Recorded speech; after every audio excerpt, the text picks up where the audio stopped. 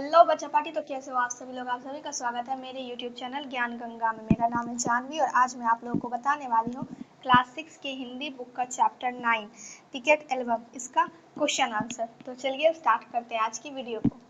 तो पहला क्वेश्चन है, नागराजन ने एल्बम के मुख्य पृष्ठ पर क्या लिखा और क्यों? इसका असर कक्षा के दूसरे लड़के लड़कियों पर क्या हुआ? इसका आंसर होगा, नागराजन ने एल्बम के मुख्य पृष्ठ पर लिखा था एम नागराजन और नीचे पंक्तियों में लिखा था, इस एल्बम को चुराने वाला बेशर्म है। ऊपर लिखे नाम को कभी देखा है? यह एल्बम मेरा है। जब तक घास हरी है और कमल लाल, सूरज जब तक पूर्व से उगे और पश्चिम में छिपे, उस अंतकाल तक के लिए यह एल्बम मेरा रहेगा। ऐसा इसलिए लिखा था ताकि उसे कोई चुराने की कोशिश ना करे। यह एल्बम हमेशा हमेशा के लिए नागराजन के पास रहे। कक्षा के दूसरे लड़के लड़कियों पर इसका यह असर हुआ कि उन्होंने इसे अपने एल्बम और कॉपी में उतार लिया। तो मतलब ये क्वेश्चन पूछ रहा है पहला, जो नागराजन अपने एल्बम के मुख्य पृष्ठ पर मतलब पहले पेज पर क्या लिखा और वो जो लिखा उसकी क्लास के दूसरे बच्चों पर उसके लिखाव का क्या असर पड़ा। तो इसका आंसर होगा, नागराजन अपने एल्बम के मुख्य पृष्ठ मतलब पहले पेज पर एम नागराजन जो उसका नाम है वो लिखा और लिखा कि यह एल्बम मेरा है और इसको चुराने वाला बेशरम होगा। मतलब इसके पास कोई शर्म नहीं होगी। चोरी वही न करता है जो दूसरों से जलता है या फिर गंदा आदमी, यही सब ना। तो वही लिखा है कि जो इसको चुराने वाला बेशर्म होगा। इस एल्बम ऊपर लिखे नाम को कभी देखा है, मतलब उन्होंने ये अपने पहले पृष्ठ पर नागराजन ने जो एम नागराजन लिखा था, तो वो बोल रहे क्या तुमने कभी ऊपर लिखे नाम को देखा है? यह एल्बम मेरा है। जब तक घास हरी है और कमल लाल, सूरज जब तक पूर्व से उगे और पश्चिम में छिपे, उस अंत काल तक के लिए यह एल्बम मेरा है। मतलब हमेशा के लिए, क्योंकि घास तो हमेशा हरी रहेगी, कमल हमेशा लाल रहेगा, सूरज हमेशा पूर्व से उगेगा और पश्चिम में ही डूबेगा। तो ये चीज़ कभी बदल नहीं सकती, इसीलिए वो बोल रहा है कि ये प्राकृतिक चीज़ें जो कभी बदल नहीं सकती, उसी तरह यह एल्बम हमेशा मेरी ही रहेगी और किसी और की नहीं हो सकती। नहीं हो सकती। और कोई जब भी ये एल्बम को चुराने आए तो ये पढ़े तो उसे चुरा ना पाए, इसलिए उसने लिखा था अपने एल्बम के पहले पेज पर। इस पंक्ति का असर क्लास के दूसरों बच्चों पर यह हुआ कि उन्होंने भी अपनी कॉपियों में, अपनी एल्बम में ये लाइन उतार ली।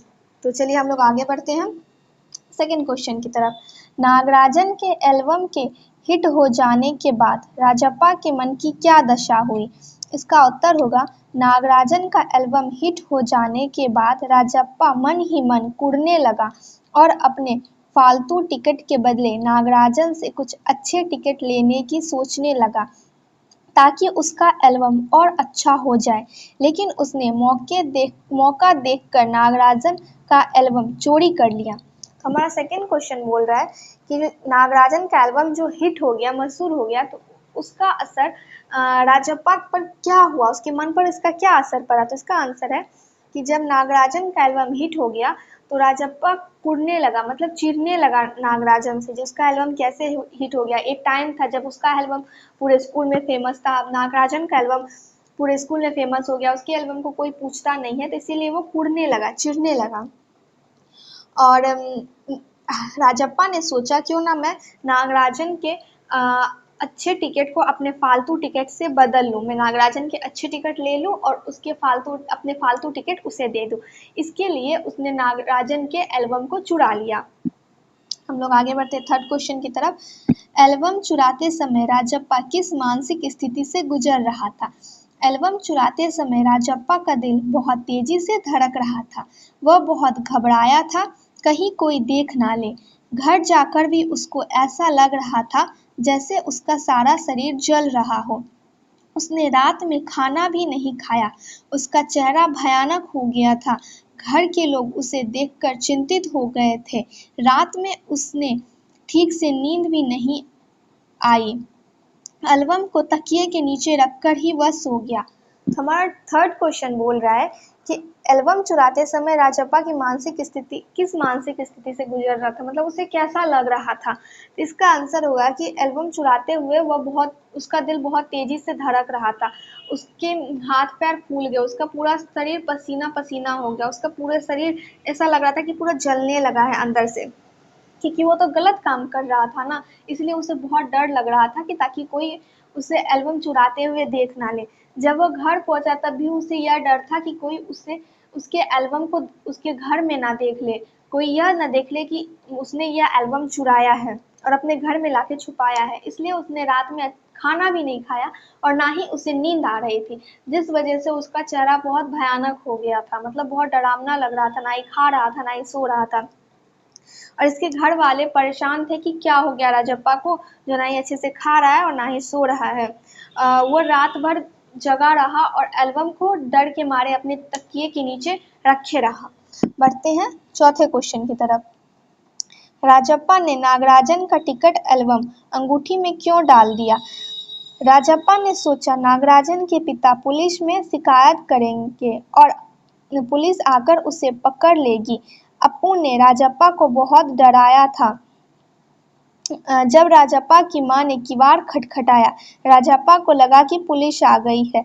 उसने हड़बड़ाहट में वह एल्बम अंगीठी में डाल दी, जिससे पुलिस को एल्बम का पता ना चल सके। तो हमारा चौथा क्वेश्चन है कि राजप्पा ने नागराजन का टिकट एल्बम अंगीठी, मतलब हम लोग जो गैस पे कोई चीज़ पतीला वगैरह चढ़ाते हैं ना, तो वहाँ पे गैस की जगह अंगीठी दिया हुआ है, या चूल्हा जिसको भी बोल सकते हैं, मिट्टी वाला चूल्हा अगर आप लोग देखे होंगे तो उसको भी अंगीठी ही बोलते हैं। तो मिट्टी वाला चूल्हा होता है, उस पर अगर हम लोग कोई बर्तन वर्तन चढ़ाते हैं तो वही बोल रहा है कि अंगीठी में क्यों डाल दिया, उस बर्तन में क्यों डाल दिया। तो ये बोल रहा है कि राजप्पा ने सोचा नागराजन के पिता पुलिस में शिकायत करेंगे, मतलब जैसे राजप्पा ने नागराजन का एल्बम चुराया तो राजप्पा को लगा कि शायद उसके पिताजी, नागराजन के पिताजी पुलिस में शिकायत करेंगे। और अप्पू नाम का एक दोस्त था जिसने राजप्पा को बहुत डरा दिया था, इसलिए जब राजप्पा की मां ने उसका गेट ढकढकाया तो राजप्पा को लगा कि शायद पुलिस आ गई है उसे पकड़ने के लिए, और पुलिस को यह एल्बम ना मिले इसलिए उसने उस एल्बम को अंगीठी में डाल दिया ताकि पुलिस इस एल्बम को ना ढूंढ पाए। लोग बढ़ते हैं अपने पांचवें क्वेश्चन की तरफ। लेखक ने राजप्पा के टिकट इकट्ठा करने की तुलना मधुमक्खी से क्यों की? इसका आंसर होगा जिस प्रकार मधुमक्खी सारा दिन दूर दूर घूम घूम कर फूलों से मकरंद चूसती है और शहद की एक एक बूंद इकट्ठा करती है, उसी प्रकार राजप्पा भी सारा दिन मेहनत करके दूर दूर से एक एक टिकट इकट्ठा करने लगा था। इस प्रकार राजप्पा का टिकटों का संग्रह मधुमक्खी द्वारा विभिन्न फूलों से रस लेने के समान था। इसी समानता के कारण लेखक ने उसकी तुलना मधुमक्खी से की है।